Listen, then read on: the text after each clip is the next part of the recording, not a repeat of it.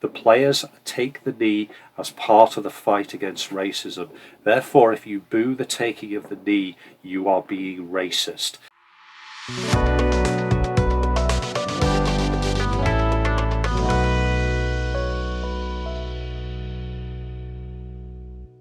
Hi, my name is Mike and welcome to my vlog about football in general and Burnley FC in particular.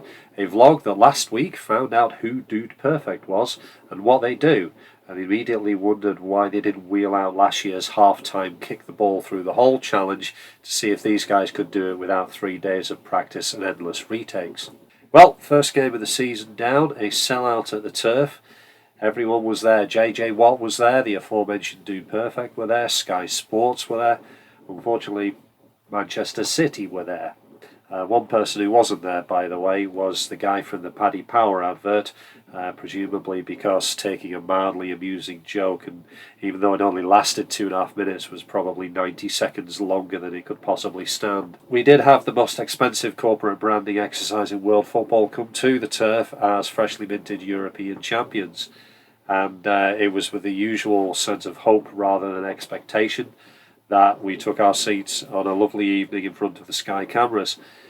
I was thinking to myself, normally under Sean Dyche, we would be conceding a goal after about 8 to 10 minutes, and then the rest of the game will play out as a very boring training exercise. I was hoping for something better, and then we conceded after 3 minutes instead. To their credit, the Clarets, I thought, played really, really well. The problem is that not only are Manchester City very, very good, they have 10 absolutely amazing players, but also they have Erling Haaland, who is in fact a cheat code. Two goals from his first 2 touches, the second of which had me going, how the hell did you get that one in from there like that?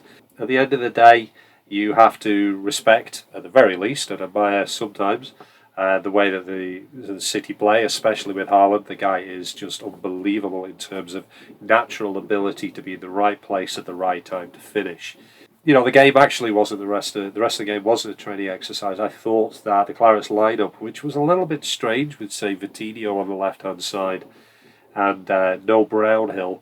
Instead, we had Sander Berge and Josh Cullen in the centre of midfield. Berge, or is it Berge? I'll get it right at some point.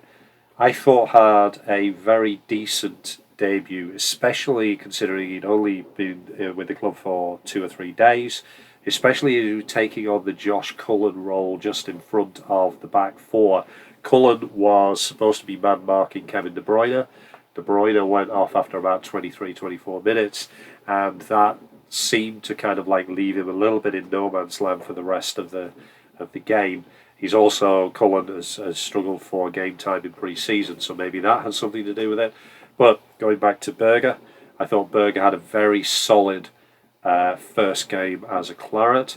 I think he is that physical presence that we need in the centre of midfield, and I look forward to seeing him get up to speed with the patterns of play. Speaking of new players, I thought Koleosho was brilliant, absolutely brilliant. He looks so much older than his, 19 years. I thought he was superb on that right wing. He was actually, giving Rico Lewis a difficult time. It was interesting to see Lewis is learning from a master in Kyle Walker in terms of shoves, little treads on the ankle, and all those little snide things that, are really easy if refs don't actually ever spot it and call you for it. But so I look forward to really not liking Lewis for a long and presumably trophy-laden career. But Koleosho was excellent, I thought. As I say, Berge was really good. Vitinho on the left, I think, worked hard. I think he did where he could. But I think we're kind of seeing Vitinho's ceiling a little bit. I'm not sure that he's going to sort of kick on and become better or, more effective, from what we've seen already. I do like him. I think he's an incredibly solid player who we are going to get good service from, hopefully for the next year or two. But I'm not so sure that the Vitinho experiment on the left-hand side is going to last much longer. And of course, at the back, James Trafford. I thought it was a very solid debut. There was obviously the Trafford debate before the game started. At the end of the day, the Clarets have paid 15 million plus, add-ons for Trafford, there is no way that he is going to sit on the bench for any length of time. A bit harsh on Muric, but I can kind of see how Trafford is going to be the preferred option. As the lady who sits next to me said, Trafford has still got the ball at his feet, he's still spraying it around, but he isn't causing the panic among the fans that Muric does. And I think that's kind of significant. I think Trafford perhaps, is not quite as good yet with the ball at his feet, perhaps never will be, but there certainly wasn't that feeling of, oh my God, what is he going to do next? So, it's a bit harsh on Muric. I really became a fan of Muric on the last part of last season, but that's the way it goes. That's football. You can only have 11 players. And one of the players who I really was impressed by was Lyle Foster. I thought he worked hard. For me, he looked a bigger player. He looked a stronger, more physical player than he did in the Championship. He looked, like he was going to run and terrify defenders with his physical presence. And he never really looked like that last season. The only downside is I'm still not sure where the goals are coming from with him. But, give it time. But the other thing as well is our system, or the company system, the strikers don't necessarily score a lot, but they do have a significant part to play. And I think Lyle Foster has a significant part to play. I was thoroughly impressed with him, and I think he thoroughly deserved his man of the match performance. Ultimately, starting the season with a 3-0 loss at home is not a great thing, but we are playing probably the best team in the world. And our players, especially the defence, gave an incredibly good account of themselves. And, at the end of the day, we weren't expecting it to win. We didn't even score. I was kind of hoping we would score. But, ultimately, like I say, I think there's a lot of encouragement for the future and some valuable lessons that can be learned in a good way from playing, as I say, a very, very good team. I mean, the interchange between O'Shea and Bayer and Alderweireld. O'Shea, great debut again, looked like he fit into that defence. The way they were moving forward, the way they were moving very far forward sometimes, it's a raw but incredibly talented and exciting back line. The only downside seems to be that, the goals came kind of from gaps where the defence were all sucked into a particular area, leaving, Haaland and Rodri alone in space, 6 to 8 yards, at the centre of the goal. But finding space is largely what the game is about, and the best players instinctively know where to be, and, City have a lot of the best players. Edison spent the second half firing long balls up for the big number 9 to chase. Apparently it's called breaking the press, but when Nick Pope did it, it's Route 1 football. Still, that's pundits for you. Ultimately, it is typical of a game in the Premier League. This does not matter to Burnley in the overall scheme of things. And that's the difference between the Premier League and the Championship. You can write off about a quarter of the season as completely irrelevant, and that's what makes it the best league in the world. But of course, also at the game, with a degree of tedious inevitability, when the players took the knee, a small section of the crowd, mainly in the cricket field stand, booed. Now, this was swiftly drowned out by applause from most of the rest of the stadium, but those people in the stand, along with the throwing of a lighter at Rico Lewis, the singing of the Bill Fox song, and so on, means that I may have to start referring to that part of the ground, which I wish to reiterate is full of tedious opposition fan-goading banter wankers at the best of times.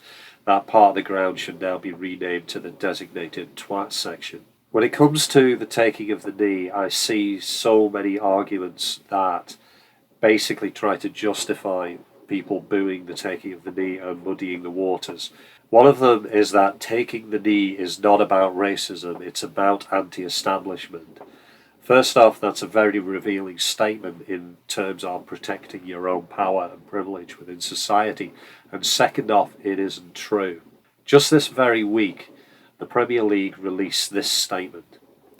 Premier League captains have confirmed that players will once again take the knee before specific matches during the 2023-24 season to demonstrate their ongoing commitment to fight racism and all forms of discrimination.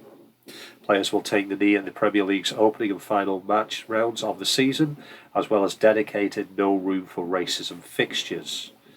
The Premier League supports the players' decision and will continue to work alongside clubs this season to elevate anti-discrimination messaging as part of the league's No Room for Racism action plan.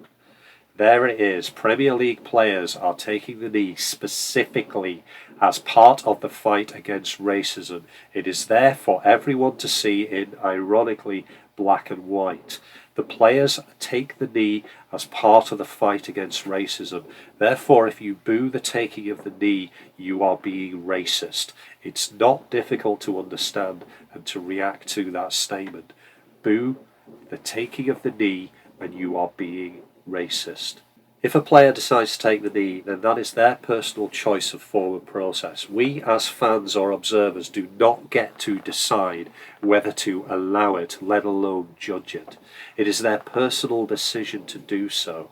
Similarly, it is a player's decision to not take the knee. But then one of the typical whataboutery arguments used by the racists is, well, what happens if a player refuses to take the knee? It's such an interesting way of framing the question, using the word refuse.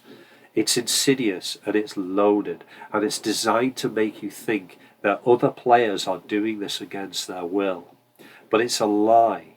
You can't refuse to do a voluntary thing because you are not being forced against your will into it. The Premier League players and their captains have chosen to take the knee. They are not being forced to do so. You cannot refuse a voluntary decision. After all, Wilfried Zaha of Crystal Palace chose not to take the knee, but then the racists didn't make a big deal of his decision because his reasons for choosing not to take the knee didn't fit with their racist narrative. The use of the word refuse when talking about players as a collective voluntarily deciding to take the knee is indicative of an attitude and an insidious inference that these players are doing so to be politically correct, that they're forced to do it against their will because of a vocal minority. And if they have a vocal minority calling the shots, then there is a silent majority being forced into compliance, into political correctness, a silent majority being forced into wokery. And the cherry on the cake of the idea of this silent majority being forced into compliance, if you think about the Premier League players as a whole, then what colour of skin does that silent majority have? Nudge, nudge, wink, wink. This is the thing. You can spot people regurgitating the talking points that they've been given. Is taking the knee a performative gesture? What if players refuse? Etc., etc. Let me tell you direct. These are whataboutery arguments put out by racists. They are questions deliberately designed to muddy the waters, to create fear and uncertainty and doubt about a very straightforward issue in order to disguise their true intentions. Okay? Players take the knee because it is a protest against racism.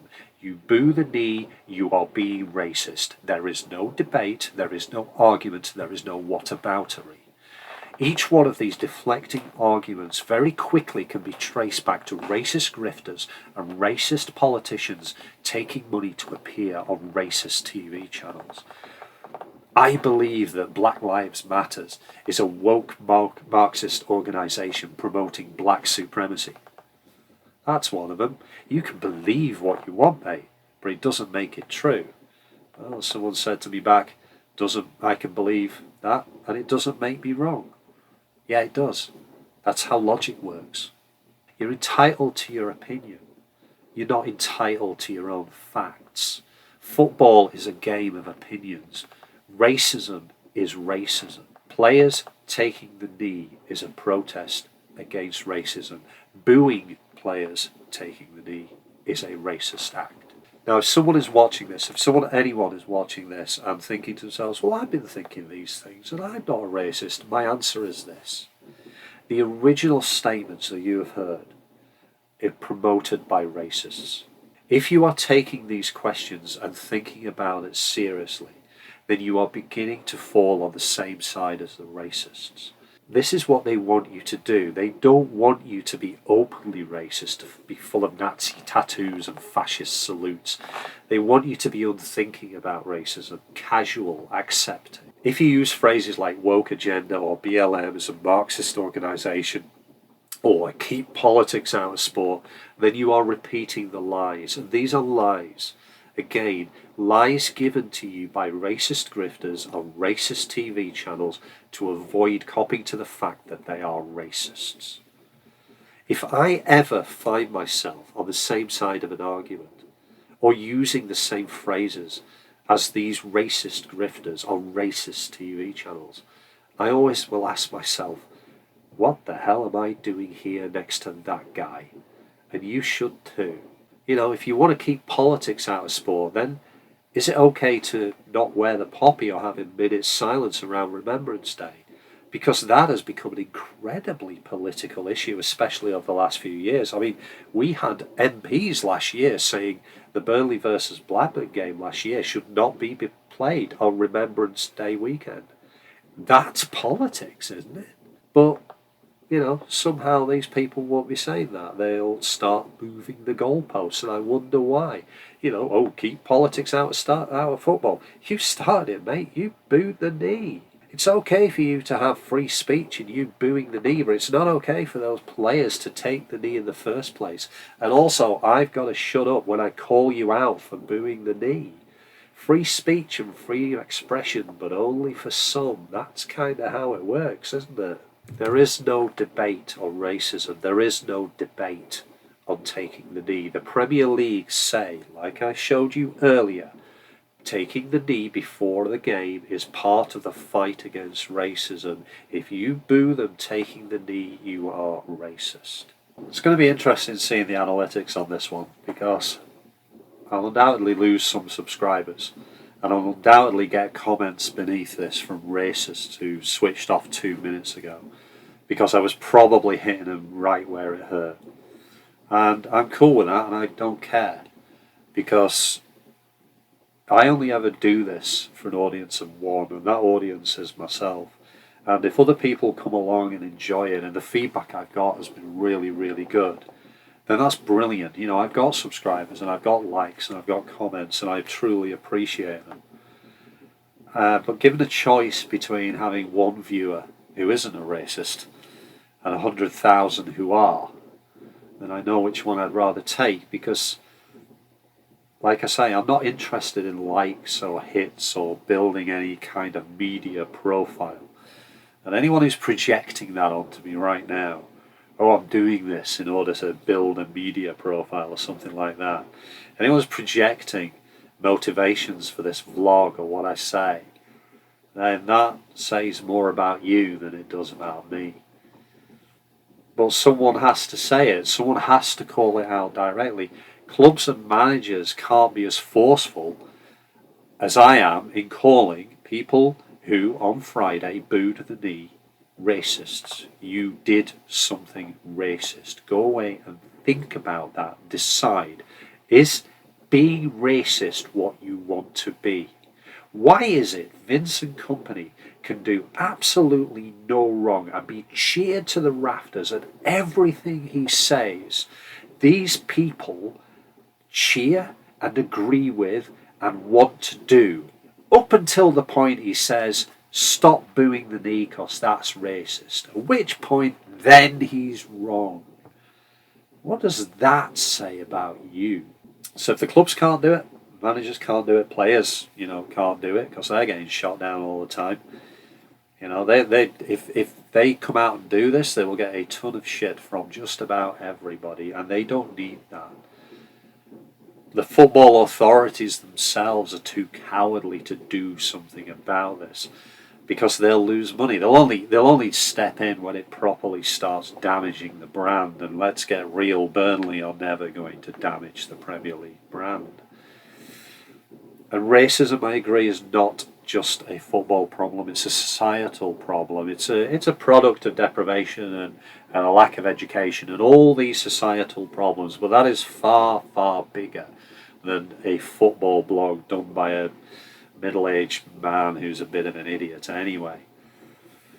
We do live in a country where one political party is full of racists and fascists and is in charge. It is the government. You look at some of the things this government does.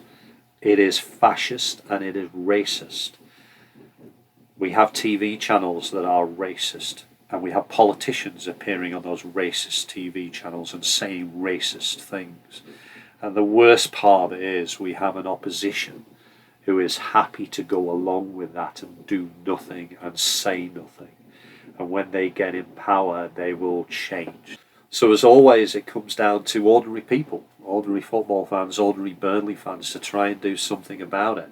Going back to that idea of the silent majority, I truly believe that the majority of ordinary people, of ordinary football fans, of ordinary Burnley fans, are good people who are appalled by the minority of dickheads who are determined to spoil the enjoyment of our club, our game and our lives.